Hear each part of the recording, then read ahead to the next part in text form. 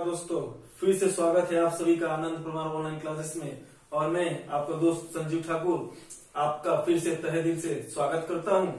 और जैसा कि आप सभी को मालूम है कि हमारे इंग्लिश के वीडियोस की सीरीज है, उसमें हमने अभी तक कुछ वन वर्ड्स, इडियम्स और ग्रामर कुछ चैप्टर्स पढ़े, जैसे सिंटेक्स।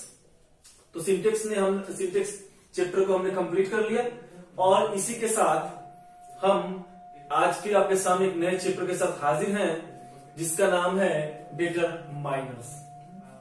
यदि आप मध्य प्रदेश राज्य से बिलोंग करते हैं तो वहां मैं आपको बता दूं, सबसे अधिक प्रेफरेंस देने वाला जो एग्जाम है वो है आपका MPSI। वो क्या है? MPSI।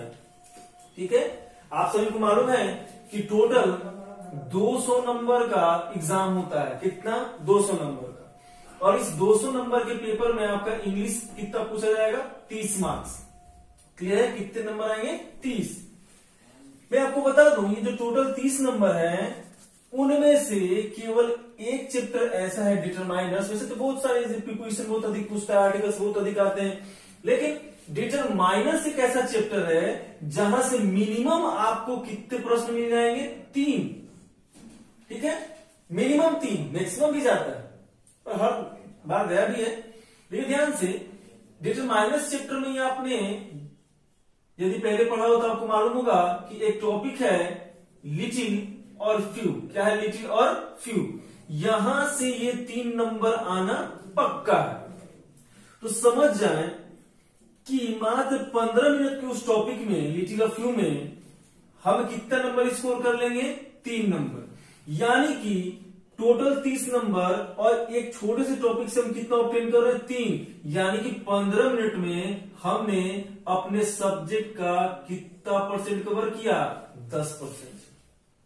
तो आप समझ सकते हैं कि आज का जो हमारा टॉपिक है हमारे लिए कितना महत्वपूर्ण है।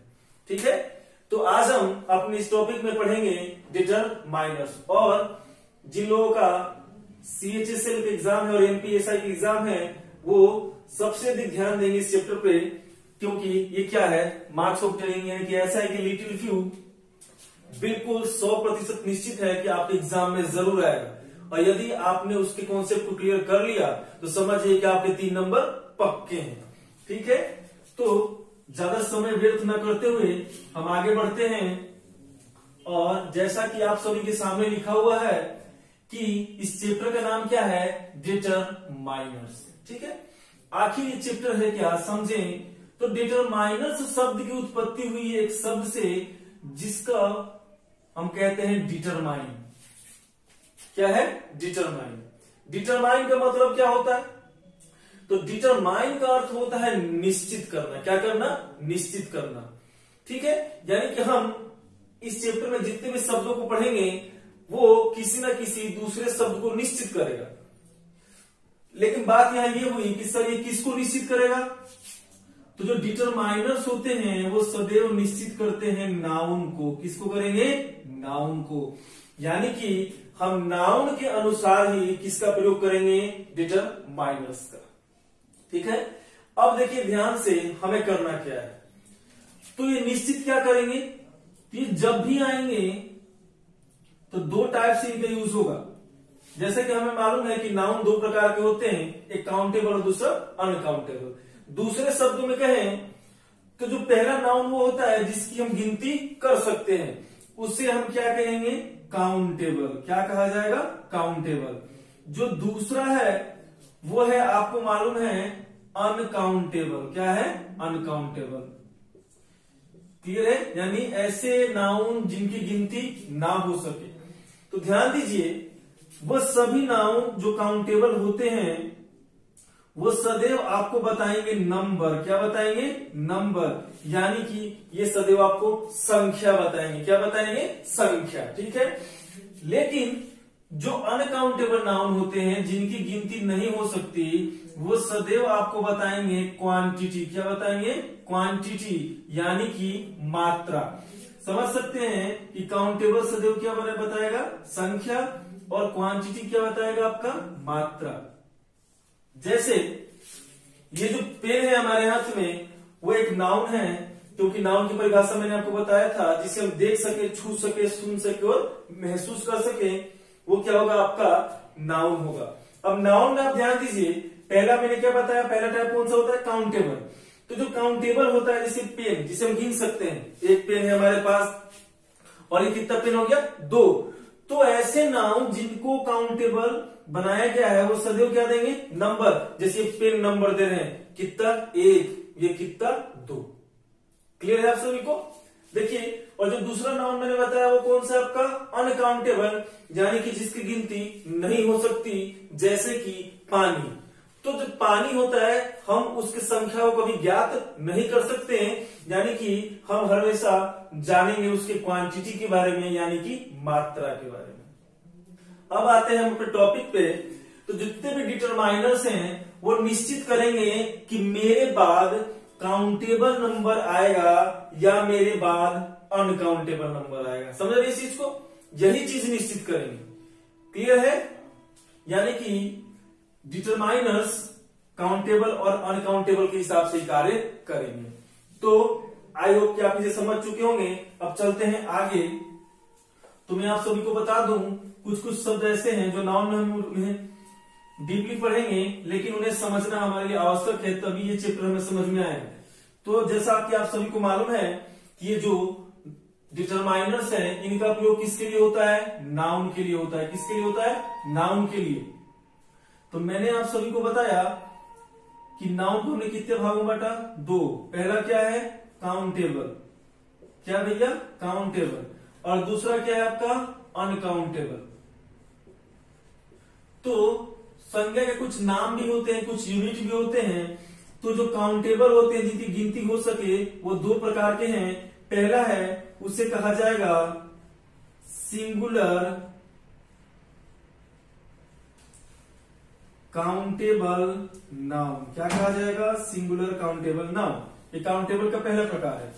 जो दूसरा है वो है प्लूरल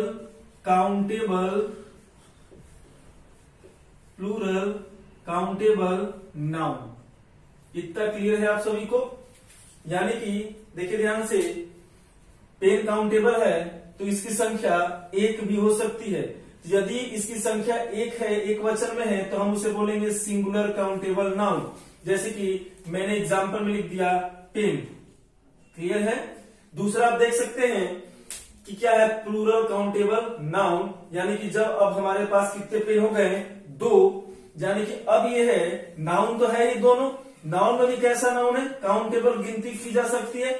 और अब इनकी संख्या कितनी हो गई, 2। तो हम इन पेन्स को बोलेंगे प्लूरल काउंटेबल नाउन। तो इसका एग्जाम्पल क्या हो जाएगा, तो इसका एग्जाम्पल हो जाएगा आपका पेन्स। क्लियर है? अनकाउंटेबल हमने बताया कि जिसकी गिनती हो ही नहीं सकती, ठीक है, उन्हें क्या बोलेंगे, अनकाउंटेबल। इसीलिए ये सदैव क्या होंगे, सिंगुलर। हम इन्हें एक वचन ही मानेंगे।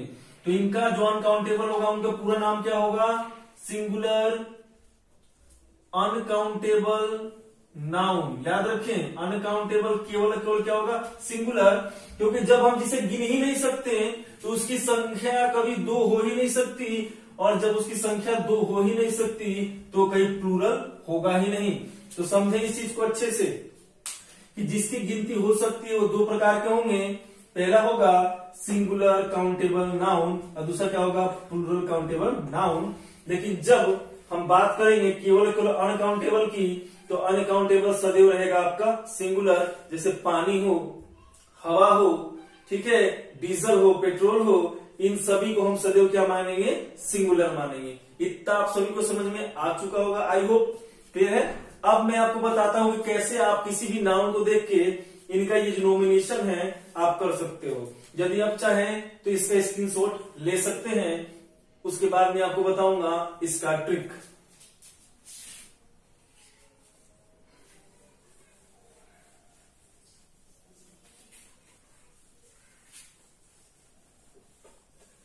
देखिए, किसी भी नाउन के नॉमिनेशन में यानी कि नामकरण में कुछ नहीं करना, बस आपका जो पहला है वो आपको ये देखना है कि भैया जो संज्ञा है वो सिंगुलर है या प्लूरल है। बस आपको यही पहचानना है कि सिंगुलर है या प्लूरल है। दूसरी बात आपको यहां ये ध्यान देनी है कि जो संज्ञा है वो काउंटेबल है या अनकाउंटेबल, काउंटेबल है या अनकाउंटेबल। क्लियर है। तीसरी बात आपको ध्यान देना है कि वहां लास्ट में क्या लिख देना है आपको, नाउन। ट्रिक को फिर से ध्यान दे। पहली बात आपको क्या देखनी है कि जो संज्ञा आपके पास है सामने है वो सिंगुलर है या प्लूरल। दूसरा कि आपको ये देखना है कि काउंटेबल है या अनकाउंटेबल, और लास्ट में क्या लिख देना है आपको, नाउन। जैसे कि 3 एग्जांपल मैं आपके सामने लिखूं। पहला मैंने लिखा कार, दूसरा है हाउसेस, और तीसरा है डीजल। अब इनका हम पूरा नाम लिखेंगे क्योंकि डिटरमाइनर्स में इनके पूरे नाम का कहीं कहीं जिक्र होगा। ठीक है। अब देखिए ध्यान से, कार है तो हमें क्या देखना है, सबसे पहले सिंगुलर है या प्लूरल है। हम देख सकते हैं कि इसके अंत में एस, ईएस और आईएस का प्रयोग नहीं है, तो निश्चित ही कार का जो पहला यूनिट है वो क्या है, ये सिंगुलर है। दूसरा हमें क्या देखना है कि इसे हम काउंट कर सकते हैं या नहीं काउंट कर सकते। हमने देखा कार काउंटेबल है तो हम क्या लिख देंगे, काउंटेबल, और लास्ट में हम क्या लिख देंगे, नाउन। That's so easy. आप देखिए पलक झपकते ही हमने लिख दिया कि ये कौन सा नाउन है। ठीक, आप चाहे तो खुद कोशिश करके देख सकते हैं। हाउसेस के बारे में हमने देखा कि हाउस के अंत में क्या लगा है, एस, यानी कि ये सिंगुलर नहीं, क्या है, प्लूरल। पहला तो हमने देख लिया सिंगुलर प्लूरल का कॉन्सेप्ट। दूसरा क्या देखना है, काउंटेबल और अनकाउंटेबल। घर को गिन सकते हैं तो क्या है आपका, प्लूरल, काउंटेबल, और लास्ट में क्या लिख देना है, नाउन। क्लियर है। अब देखिए डीजल आ गया आपके सामने, तो मालूम है डीजल क्या है, अनकाउंटेबल, और अनकाउंटेबल से तो क्या होता है, सिंगुलर। डीजल को तो सिंगुलर ही मानते हैं, एक वचन। तो सबसे पहले हम क्या लिख देंगे, यहां सिंगुलर लिख देंगे। ठीक है। उसके बाद हमें मालूम है कि डीजल क्या है, अनकाउंटेबल है। क्या है, अनकाउंटेबल है, और लास्ट में क्या लिख देंगे, नाउन। अब हमें बिना मैंने तो हम देख सकते हैं कि बहुत इजी हम इनका क्या कर सकते हैं, नोमिनेट कर सकते हैं इन्हें। हमने यहां तक देखा, तो अभी तक हमने जो भी पढ़ा वो डिटरमाइनर्स के लिए बेसिक था। क्लियर है। अब हम आते हैं अपने असली पॉइंट पे, जहां हम 1 बाय 1 ठीक है देखेंगे डिटरमाइनर्स कि किसका प्रयोग काउंटेबल के लिए होगा और किसका अनकाउंटेबल के लिए। तो इसी क्रम में एसएससी और बैंक का जो सबसे फेवरेट है आपका टॉपिक वो लेते हैं। इसके बाद हम आएंगे बाद में आपका एमपीएसआई का जो फेवरेट है लिटिल और फ्यू। और जैसा कि मैं बता दूं कि अभी तक फिलहाल जितने भी आपके एसएससी ने एग्जाम लिए हैं उनमें फ्यू और लिटिल का दबदबा पहले के मुकाबले अधिक हो चुका है। क्लियर है।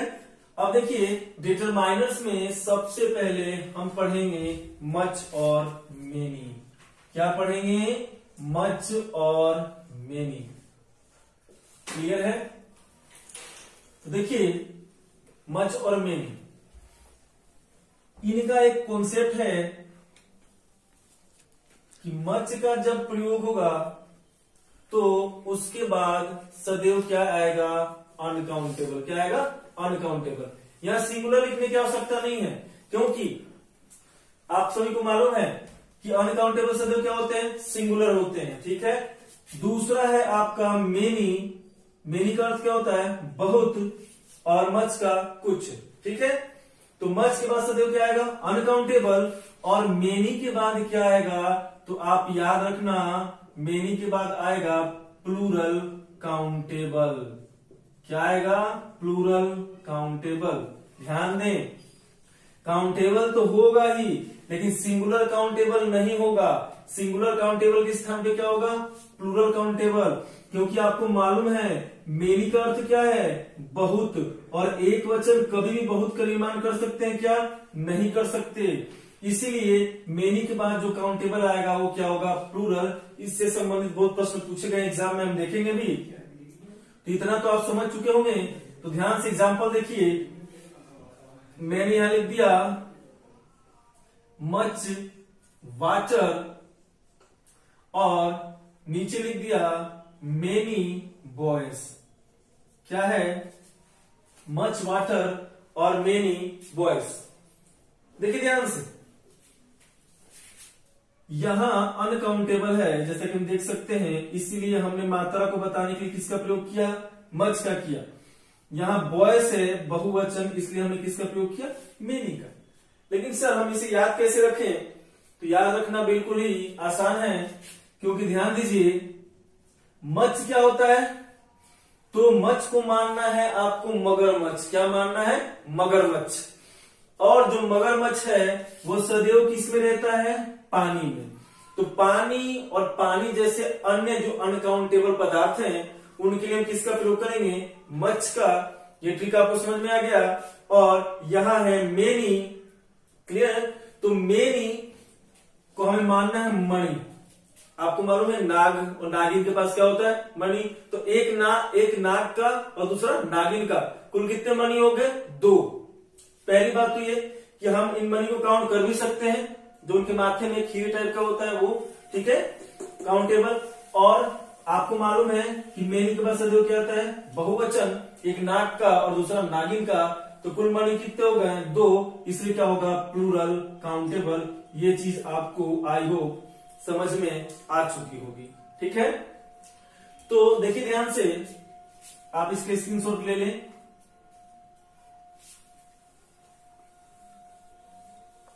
मैं आपके सामने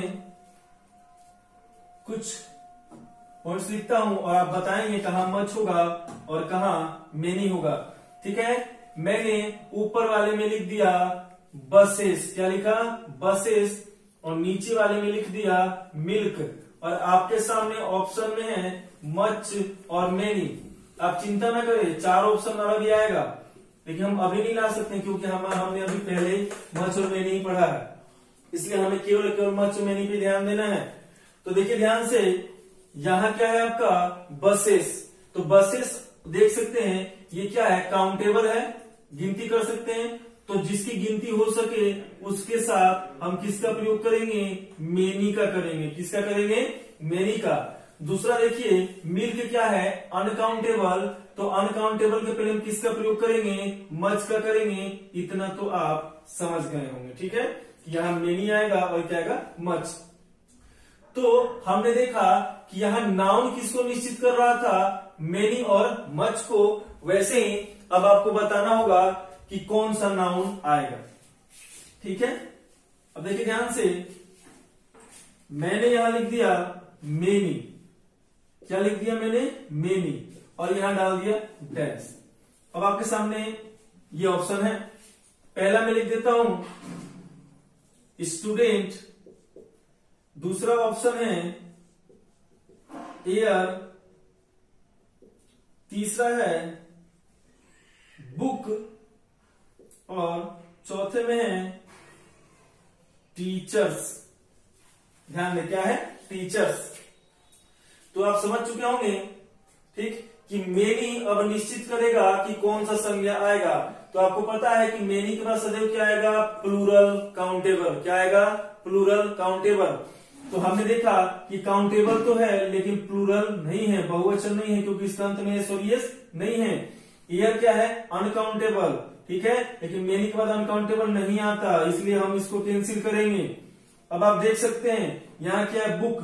बुक काउंटेबल तो है लेकिन सिंगुलर है, इसे भी हम क्या कर देंगे, कैंसिल। लेकिन लास्ट में देखा कि यहाँ क्या है, प्लूरल काउंटेबल, यानी कि टीचर्स। ये प्लूरल क्यों है, क्योंकि इसका अंत में क्या है, एस। और काउंटेबल क्यों है, क्योंकि चर्चा कर रहे हैं टीचर की, और टीचर को हम काउंट कर सकते हैं। तो आई होप कि आप समझ गए होंगे कि आपके एग्जाम में कैसे क्वेश्चन आएगा। तो ये तो स्टेट लेवल के गवर्नमेंट के जो एग्जाम होते हैं उनका लेवल ही होगा, लेकिन इससे संबंधित एक प्रश्न सीजीएल और आपके बैंक और क्लर्क में बहुत अधिक पूछा जाता है, हम उनकी भी चर्चा कर लेते हैं, ठीक है। ये क्या होगा क्वेश्चन, ध्यान दीजिए। हमने ये पढ़ा है कि मेनी के बाद क्या आएगा, प्लूरल आएगा, और ये बच्चों के डीएनए में समा जाता है, और वो बस कसम खा के बैठ जाते हैं कि सदैव क्या आएगा, प्लूरल ही आएगा, क्योंकि इसका अर्थ क्या होता है, बहुत। क्लियर है। लेकिन आगे बढ़ने से पहले हम उस रूल को समझ जाएं। क्लियर है, हम उस रूल को समझें। पहला है वो है मेनी प्लस ए या एन, उसके बाद जो नाउन होगा वो प्लूरल नहीं होगा दोस्तों, वो आपका कौन सा नाउन होगा, सिंगुलर नाउन। क्लियर है? एग्जाम्पल में बता दूं, many a player is injured. ध्यान दीजिए, many a player is injured. यहां मेनी का प्रयोग तो कर दिया हमने, किसका प्रयोग कर दिया, मेनी का। लेकिन बच्चे ये सोचते हैं कि इसके बाद जो आने वाला नाउन है वो सदैव क्या होगा, बहुवचन। लेकिन मैंने आपको बताया यदि मेनी के बाद क्या आ जाए, ए और एन, तो हमने यहां देखा कि मेनी के बाद क्या है, ए, तो निश्चित तौर पे आप देख सकते हैं कि इसके बाद जो आने वाला नाउन होगा वो क्या होगा, सिंगुलर। इसीलिए हमने यहां किसका प्रयोग किया, प्लेयर का। क्लियर है? अब मैं आपको एक क्वेश्चन देता हूं और आप बताएंगे कि यहां किसका प्रयोग किया जाएगा। ठीक है? मैंने यहां लिख दिया, many a dash was, many a dash had trunks। ठीक है? पहला मैंने लिखा एलिफेंट, दूसरा हमने लिखा ट्रक्स, तीसरा हमने लिखा ट्रक, चौथा हमने लिखा पर्सन्स। क्या लिखा, पर्सन्स। अब आपको छाटना है, आपके सामने ये है कि देखा कि मेनी के बाद क्या आ गया, ए, तो निश्चित है कि नाउन क्या होगा, सिंगुलर। तो ये जो ट्रक्स हैं और ये पर्सन्स हैं, इन दोनों को हम हटा देंगे क्योंकि इन दोनों के अंत में क्या है, एस, और जो बता रहे कि क्या है, प्लूरल। अब बचे दो, कितने बचे, दो। पहला क्या है, एलिफेंट, और दूसरा क्या है, ट्रक। अब देखिए ध्यान से, ये भी एक वचन है, ये भी एक वचन है, ये भी काउंटेबल है, ये भी काउंटेबल है। सॉरी मैंने गलत काट, हाँ सॉरी सही काटा। तो एलिफेंट है, दूसरा क्या है, ट्रक है। अब देखिए ध्यान से, ए का प्रयोग किया गया है। आपको मालूम है कि ए का प्रयोग हम तब करेंगे जब आप बाद में आने वाला शब्द क्या हो, व्यंजन हो। क्या हो, व्यंजन, यानी कि कंसोनेंट हो। और दूसरी बात कि एन का प्रयोग तब करेंगे जब क्या हो वहां, तो वहां वोवेल हो, यानी कि स्वर हो। तो आप देख सकते हैं कि यहाँ ए आया है, तो ए के बाद व्यंजन आएगा, लेकिन ई क्या है, स्वर, और टी क्या है, व्यंजन। इसलिए हमारा जो ऑप्शन है वो कौन सा सही है, ट्रक। लेकिन यही अगर इस क्वेश्चन को घुमा दिया जाए और मैं लिख दूं एन, तब अब हम ये ट्रक का प्रयोग नहीं करेंगे, किसका करेंगे, ई का, क्योंकि ई एक स्वर है और एन के बाद सदैव क्या आता है, स्वर। तो इन छोटी मोटी चीजों का भी हमें क्या रखना होगा, ध्यान रखना होगा। तो आई होप मच और मेनी आप समझ चुके होंगे।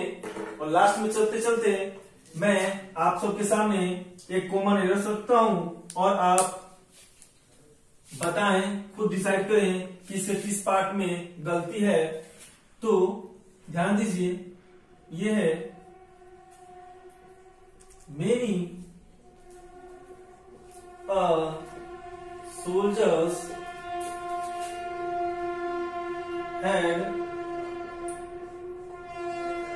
sacrificed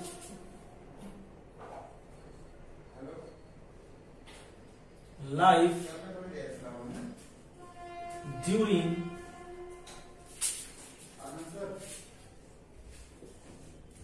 world war first. ये हो गया तीसरा पार्ट। और अब क्या है, नो एरर 4। तो आप सभी को बताना है कि किस पार्ट में गलती है। आप चाहें तो इसका आंसर कमेंट बॉक्स में भी सेंड कर सकते हैं। क्लियर है? जिससे हमें मालूम चले कि कौन सा स्टूडेंट हमारे फुल वीडियो को फॉलो करता है और कौन है जो केवल झांक के ही निकल जाता है। क्लियर? तो आपके सामने ये है, तो आप हमें बताएंगे कि इसका आंसर क्या है। तो आप, आई होप कि आप लोगों ने इसका स्क्रीनशॉट ले लिया होगा। अब हम चलते हैं दूसरे की तरफ, और दूसरा है आपका सम और एनी।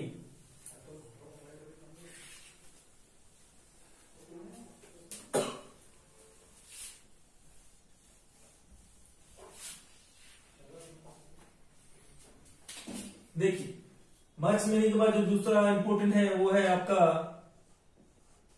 सम ऑब्लिक एनी। अब ध्यान दिया जाए सम और एनी में, तो सम का हिंदी अर्थ होता है कुछ और एनी का हिंदी अर्थ होगा कोई।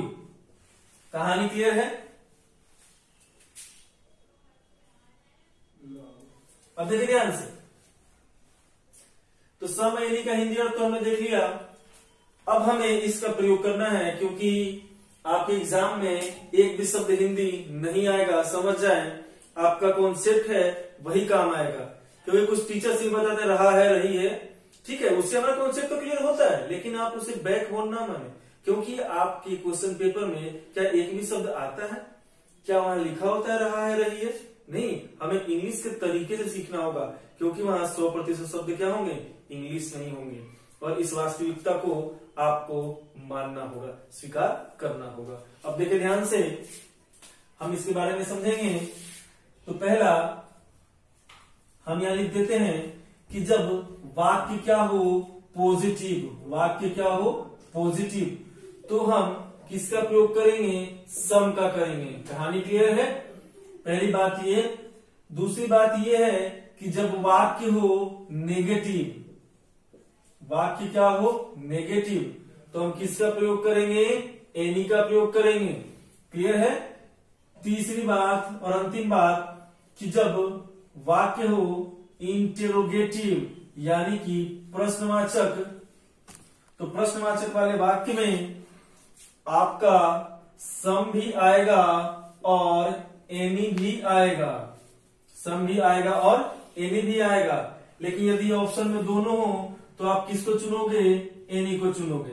कितना आप सभी को समझ में आ रहा है? ठीक है।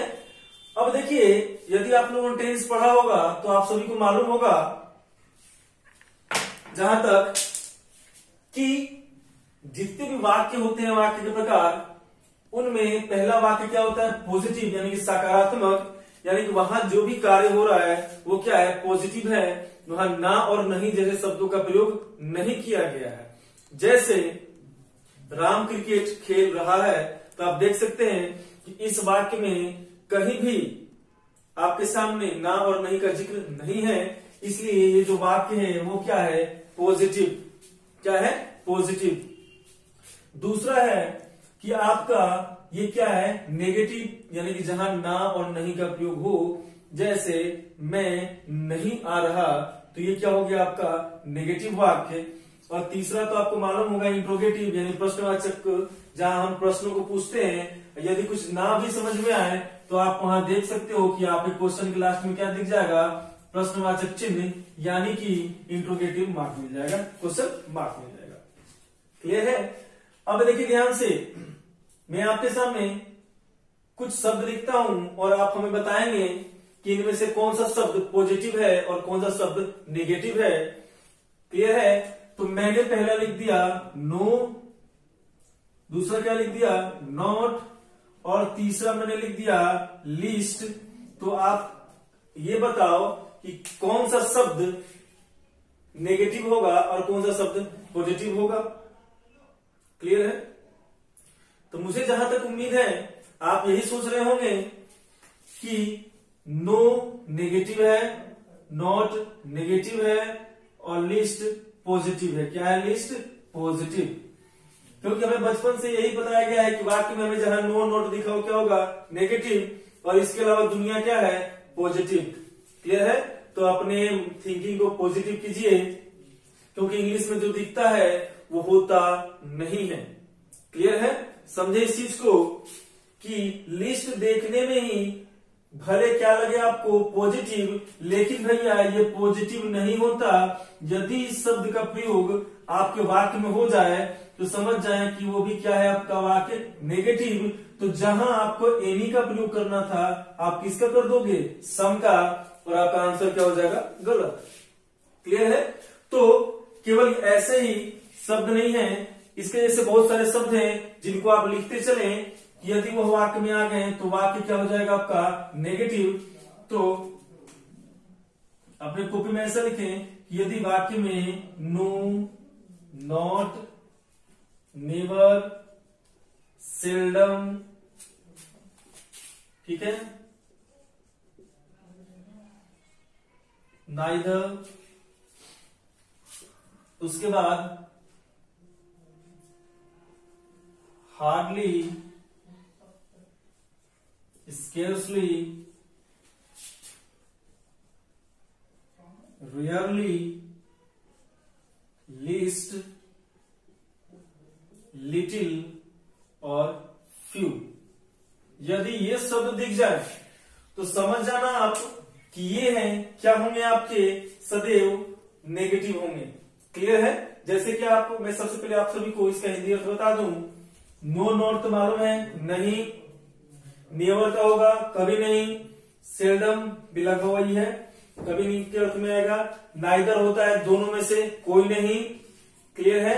हार्डली, स्केर्सली और रेयरली का अर्थ होगा ना के बराबर। और लिस्ट का अर्थ है नहीं तो। ठीक है? लिटिल फ्यू यानी कि काम के लायक नहीं। क्लियर है? आप देख सकते हैं कि मैंने जितने भी हिंदी शब्द आपको बताए, आप चाहे तो थोड़ा बैक करके आप देख सकते हैं जितने भी इनके हिंदी अर्थ हैं, सब में कहीं ना कहीं ना और नहीं छिपा हुआ है। लेकिन मैं आपको एक बात नोट डाउन करवा दूं, नोटिफिकेशन में आप लोग लिख लेना सदैव कि लिटिल और फ्यू क्या है, नेगेटिव। ये भी नेगेटिव, ये भी नेगेटिव। लेकिन यदि आपको और लिटिल दिख जाए और फ्यू दिख जाए तो वो नेगेटिव नहीं होता, वो क्या होता है, पॉजिटिव। आप इन पे ध्यान देंगे, हम पढ़ेंगे इसी चैप्टर में। ठीक है? तो लिटिल और फ्यू अकेले आने चाहिए। यदि उनके सामने ए और लिटिल और फ्यू दिख गया तो वह नेगेटिव नहीं है, क्या है, पॉजिटिव है। तो समझ चुके होंगे, यदि किसी वाक्य में ये शब्द ना आए तो क्या है, पॉजिटिव। आ जाए तो नेगेटिव। क्लियर है? और प्रश्नवाचक वाक्य को तो आप पहचान ही लोगे। तो मैं आपके सामने कुछ वाक्य लिखता हूं और आप हमें बताओगे कि यहां किसका प्रयोग किया जाएगा। ठीक है?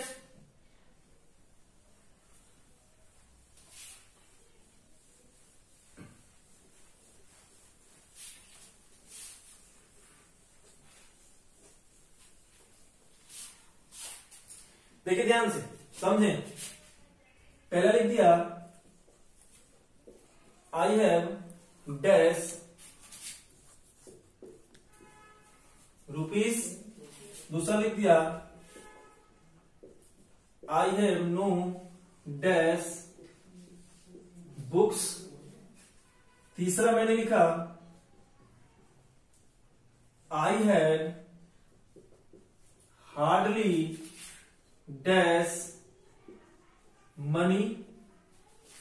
तीसरा है, सॉरी चौथा है do you have dash knowledge. Clear है? अब देखिए ध्यान से, आपके सामने ये 4 एग्जाम्पल हैं और आपको बताना होगा कि यहां कहां सम का प्रयोग किया जाएगा और कहां एनी का प्रयोग किया जाएगा। ये कॉन्सेप्ट आप सभी को क्लियर है? ठीक है? अब देखिए ध्यान से, जैसे कि हम देख सकते हैं अपने पहले वाक्य में कि जो पहला वाक्य है वो है I have dash rupees. Clear है? यानी कि ये जो वाक्य है वो क्या है आपका, पॉजिटिव, क्योंकि ऐसा कोई भी शब्द नहीं है। दूसरा वाक्य है आई हैव नो बुक्स, तो नो दिख गया तो क्या हो गया, नेगेटिव। तीसरे में है I have hardly dash money, तो यहां किसका प्रयोग हो गया, हार्डली का, यानी कि ना के बराबर। तो यहां ये क्या हो गया आपका, नेगेटिव। और आप जैसा कि देख सकते हो कि do you have dash knowledge. यदि आपको सेंटेंस का स्ट्रक्चर ना आता हो तो आप यहां देख सकते हैं कि लास्ट में क्या है, क्वेश्चन मार्क। और इसीलिए ये जो वाक्य है क्या है आपका, क्वेश्चन इंट्रोगेटिव है।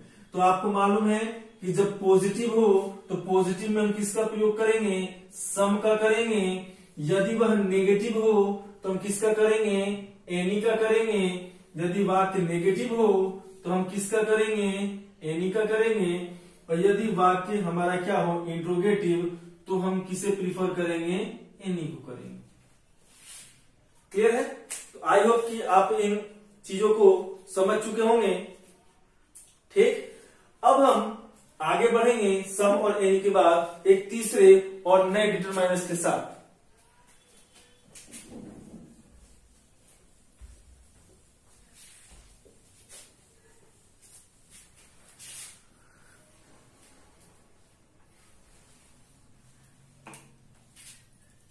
अब देखिए ध्यान से,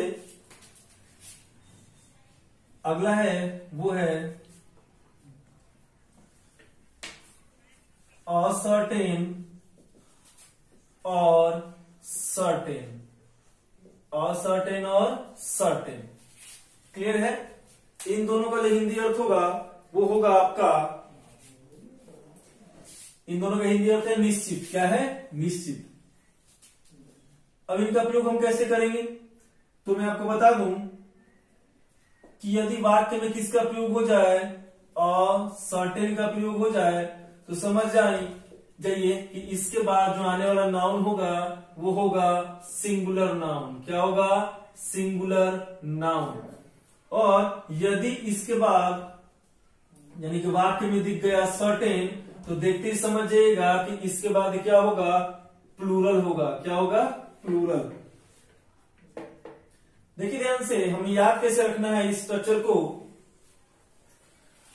तो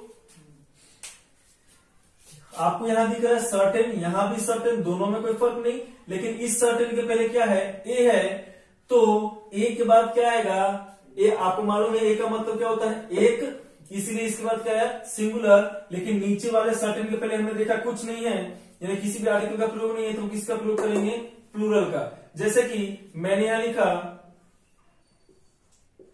गर्ल और यहां क्या लिखा, गर्ल्स। क्लियर है? तो हम यहां देखा गया सिंगुलर है, तो इसलिए हम यहां किसका प्रयोग कर देंगे, असर्टेन का। और यहां प्लूरल है, तो हम किसका कर देंगे, सर्टेन का। तो अभी तक ये जो बेसिक बातें थी, समझ जाइए कि हमने तो बस एक एक दो ऑप्शन से किया। अब आते हैं उन क्वेश्चंस की ओर जो आप एग्जाम में पूछे गए हैं, मच और मेनी से रिलेटेड, सम और एनी से रिलेटेड, और आपका सर्टेन और असर्टेन। तो मैं आप सभी के सामने कुछ क्वेश्चंस लिख रहा हूं, और आई होप कि आप सभी उसका सही आंसर जानोगे। क्लियर है? और जो भी एग्जाम में पूछे गए हैं, हम उन्हीं पर अधिक फोकस करेंगे।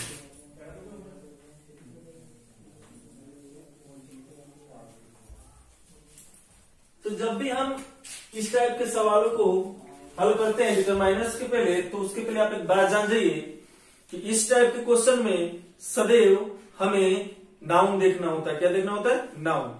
और दूसरी बात कि हमें क्या करना होगा, ऑप्शन को काटना होगा, तो 3 ऑप्शन कट जाएंगे, जो लास्ट में बच जाएगा वही विजेता होगा। क्लियर है?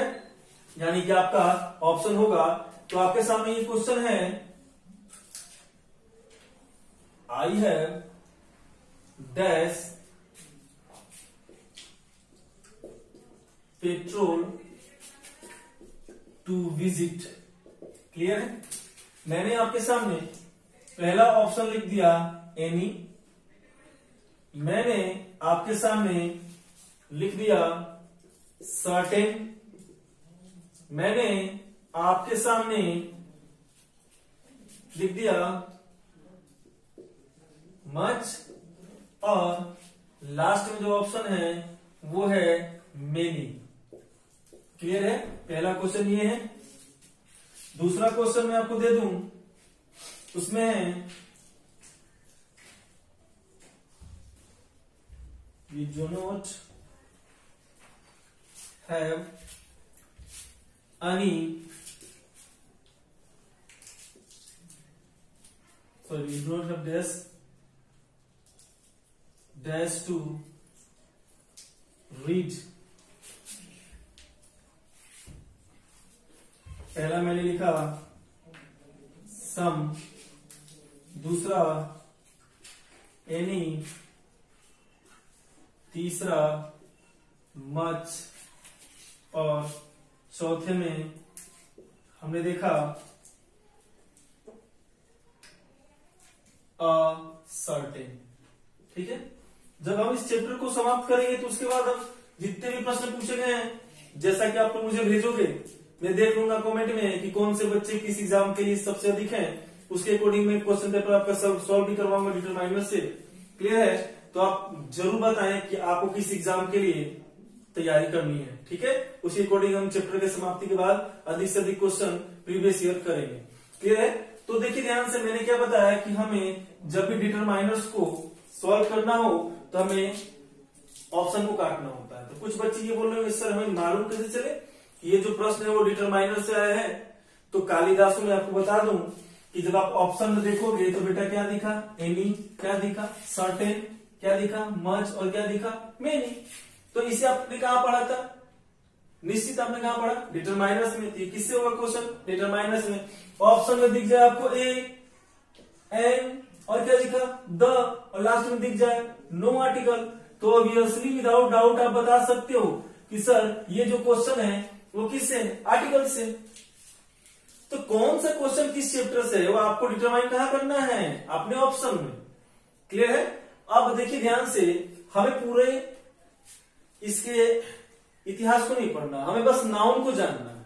जब डिटरमाइन देखा तो अपना समय बचाइए, सीधे आइए नाउन पे। तो नाउन यहाँ कौन है? पेट्रोल। यहाँ कौन है? बुक्स। तो पेट्रोल तो मालूम है अनकाउंटेबल नाउन है। अब देखिए एनी जब आपके सामने आया तो आपके सामने दिमाग में आना चाहिए कि एनी का प्रयोग हमने कहा सीखा कि जहां वाक्य क्या हो, नेगेटिव हो या हो इंट्रोगेटिव। तो भैया ये वाक्य तो ना ही इंट्रोगेटिव है ना ही नेगेटिव है, ये तो पॉजिटिव है। तो निश्चित क्या होगा, एनी कट गया। क्लियर है? अब देखिए ध्यान से, यहां ऑप्शन को सर्टेन कर दीजिए, सॉरी सर्टेन सही है। अब ये आपका देखिए पेट्रोल क्या है? सिंगुलर, लेकिन सर्टेन के बाद क्या आता है? प्लूरल।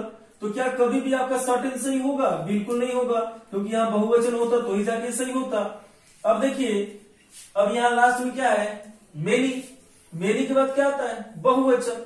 लेकिन पेट्रोल क्या है यहाँ? एक वचन, इसलिए हम किसको काट देंगे? मेनी को। तो हमारा आंसर क्या बचा? मच। और हमने पढ़ा भी है कि मच के बाद क्या आता है? अनकाउंटेबल, और पेट्रोल हमारा अनकाउंटेबल है। क्लियर है? दूसरे में हमें क्या देखना है? बुक्स। अब हमें तब जो आपका सेंटेंस है उसमें समय व्यर्थ नहीं करना है कि मैंने बुक को बेच के चॉकलेट खा ली या कुछ भी कर ली। ठीक है, ध्यान दीजिए। तो आप देख सकते हैं क्या नाउन है? नाउन कौन सा है? बुक्स, यानी कि ये प्लूरल काउंटेबल। अब ध्यान दीजिए, सबसे पहली बात कि हमें ऑप्शन को काटना होगा। तो हम देख सकते हैं क्या क्या है? नॉट। जब नॉट है तो नेगेटिव वाक्य में सम का प्रयोग नहीं करेंगे। ठीक है, एनी पे विचार करेंगे हम।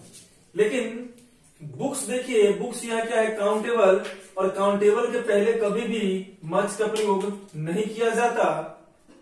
और लास्ट में क्या बचा आपका? असर्टेन। तो असर्टेन का ही प्रयोग हम नहीं करेंगे, क्योंकि असर्टेन के बाद सदैव क्या आता है? एक वचन। लेकिन यहाँ क्या है? बहुवचन।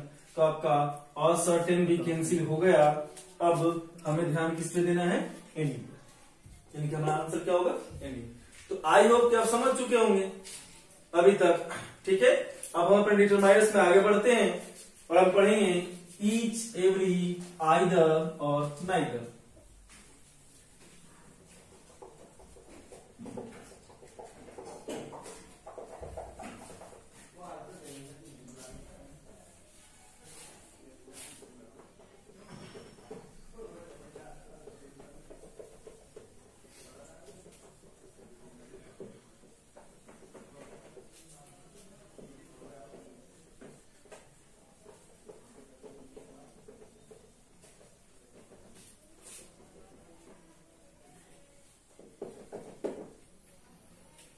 चलिए अब ध्यान दीजिए, अगला जो है वो है ईच, एवरी, आइदर और नाइदर। ईच, एवरी, आइदर और नाइदर। ठीक है, देखिए ध्यान से, सबसे पहले आप इसकी हिंदी अर्थ को समझें। क्लियर है? तो इसका हिंदी अर्थ है, इसका होगा प्रत्येक, ये होगा हर एक, इसका होगा दो में से कोई एक, और नाइदर का होगा दो में से कोई नहीं। क्लियर है? तो इसका मैं आप सभी के सामने स्ट्रक्चर लिख देता हूं, तो आप ऐसे ही इसको आगे बढ़ा लो और नाइदर के बाद लिख लो, यानी कि इसके बाद किसका प्रयोग करना हो, नाउन का। किसका करना हो, नाउन का। तो नाउन सदैव क्या होगा, सिंगुलर होगा। क्या होगा नाउन आपका, सिंगुलर होगा। यानी कि देखिए ध्यान से, मैंने यह लिखा each dash is lazy, each dash is lazy, और मैंने यह लिखा बॉय और बॉयज। क्या है, बॉय और बॉयज। ठीक है, तो ध्यान दीजिए इस रूल को। रूल ये कहता है कि यदि ईच एवरी आइदर नाइदर, इन चारों में से किसी भी एक के तुरंत बाद, ठीक बाद किसका प्रयोग हो, नाउन का, तो नाउन सदैव क्या होगा, सिंगुलर। समझेंगे ऐसा होता क्यों है। ठीक है, तो ईच के तुरंत बाद हमें नाउन का यूज करना है। तो देखिए इनमें से सिंगुलर कौन है, बॉय है। कौन है, बॉय। क्लियर है? दूसरा देख लीजिए, रूल ये कहता है कि यदि ईच एवरी आइदर और नाइदर के बाद दिख जाए आपको ऑफ द, क्या दिख जाए, ऑफ द, तो इसके बाद आने वाला जो नाउन होगा वो सदैव क्या होगा, प्लूरल होगा, यानी कि बहुवचन होगा। अब देखिए ध्यान से, ठीक बात करना हो तो सिंगुलर, यदि ठीक बात ना करना हो यानी कि इन दोनों के बीच में क्या हो, ऑफ द, तो अब नाउन क्या हो जाएगा, प्लूरल। आपके सभी क्वेश्चन है, each of the dash is red. अब ध्यान दीजिए, यहां मैंने क्या लिख दिया, कार और कार्स। क्लियर है, कार और कार्स। अब देखिए ध्यान से, हमने देखा कि ईच के तुरंत बाद नहीं करना, इसके बाद क्या है, ऑफ द, तो हम यहां किसका प्रयोग कर देंगे, कार्स का। किसका होगा, कार्स का प्रयोग करेंगे। अब देखिए ध्यान से, ऐसा होता क्यों है, तो ईच का अर्थ क्या बताया, प्रत्येक, एवरी का हर एक, आइदर दो में से कोई एक, यानी कि सभी में कितने संख्या बताया जा रहा है, एक, एक यानी कि 1। क्या बताया जा रहा है, 1। तो ध्यान दीजिए कि हम वाक्य में कभी भी 1 का प्रयोग करते हैं, तो आप सभी को मालूम है कि मैंने 1 में लिखा बॉय और यहां लिखा बॉयज, तो बोले कि भाई ये बताओ किसके बाद क्या आएगा, तो आप बोलोगे सर ये तो इजी है, 1 कितना संख्या बता रहा है, 1, यानी कि इसके बाद एक ही आएगा, एक यानी कि एक वचन, इसलिए हम सर किसका प्रयोग करेंगे, बॉय का। वैसे ही ईच में क्या छिपा हुआ है, 1, और 1 के तुरंत बाद यदि हम इसका प्रयोग कर दें तो वहां क्या होगा, सिंगुलर। इसलिए ईच के यदि ठीक बाद यदि इसका प्रयोग करना हो तो हमारा नाउन सदैव क्या हो जाएगा, सिंगुलर, क्योंकि ईच का अर्थ क्या है, 1। इतना समझ में, और 1 के बाद हम किसका प्रयोग करते हैं, सिंगुलर का। अगला आपको मैं बता दूं, ठीक है, ये क्या होगा, तो ईच का मैंने अर्थ बताया क्या आपको, 1 बताया। क्या बताया आपको, 1। अब देखिए ध्यान से, हमने अपने पिछले सिंटेक्स वाले चैप्टर में एक रूल पढ़ा था, आप सभी को याद है कि यदि किसी वाक्य में किसका प्रयोग हो, 1 ऑफ द का प्रयोग हो, तो उसके बाद आने वाला नाउन क्या होगा, प्लूरल। पढ़ा था आप सभी ने ना, बिल्कुल। और उसके बाद आने वाला वर्ब क्या होगा, सिंगुलर। क्योंकि मैंने पढ़ाया आप सभी को कि यदि किसी वाक्य में किसका प्रयोग हो, ऑफ का, तो ऑफ के पहले आने वाले शब्द के अनुसार क्रिया का प्रयोग करेंगे। तो आप देख सकते हैं कि ऑफ के पहले क्या है, 1, और 1 क्या होता है, एक वचन, यानी कि जब सब्जेक्ट एक वचन है तो क्रिया भी क्या है, एक वचन।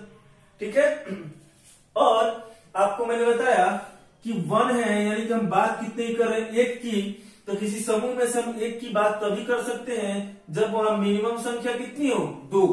तो जब वहां संख्या 2 हो तभी हम बात किसी करेंगे 1 की, और जब 2 हो गई इसलिए आपका नाउन क्या हो गया, प्लूरल हो गया। क्लियर है? इसे हम एडजेक्टिव में और अच्छे से पढ़ेंगे और डीप पढ़ेंगे। क्लियर है? लेकिन हमारे डिटरमाइनर्स के रूल में जो भी इनका प्रयोग है हमने यहां तक पढ़ा, तो डिटरमाइनर्स का फर्स्ट पार्ट आज हम यही कंप्लीट करते हैं। ठीक है? और कल मिलेंगे हम डिटरमाइनर्स के दूसरे पार्ट के साथ। ठीक है? तब तक के लिए मैं आप लोगों से विदा लूंगा और ये रिक्वेस्ट करूंगा कि आप लोग हमारे चैनल को अधिक से अधिक शेयर करें, लाइक करें, सब्सक्राइब करें और हो सके तो हमारा साथ देने के लिए कमेंट जरूर करें और हमारी खूबियों और खासकर कमियों का जिक्र अवश्य करें। ठीक है? और वीडियो को लाइक तो जरूर करें, जिससे हमारा हौसला बढ़ेगा और इसका असर आपको अगले आने वाले वीडियोस में मिलेंगे।